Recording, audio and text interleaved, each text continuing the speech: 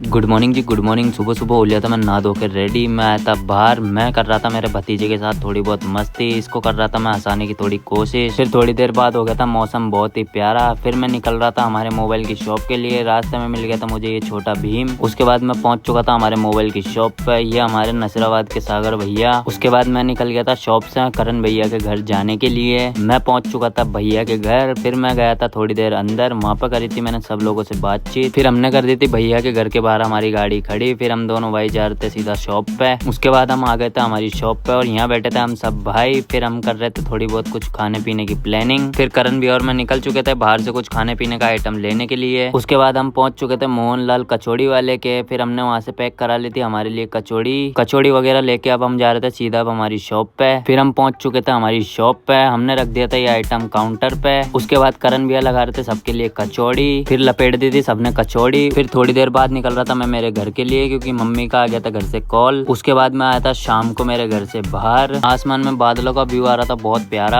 फिर मुझे मिले थे मेरे बाहर दोनों दोस्त प्रेम और नानू। हम तीनों जा रहे थे हमारे घर के पास वाली खाली जमीन पे। वहाँ खेल रहे थे थोड़े बहुत बच्चे। हम कर रहे थे यहाँ पे आके टाइम पास। फिर हम आ गए थे हमारे घर। आज के लिए बस इतना ही गाइस, मिलते हैं अगले व्लॉग में। Like comment share subscribe, thank you.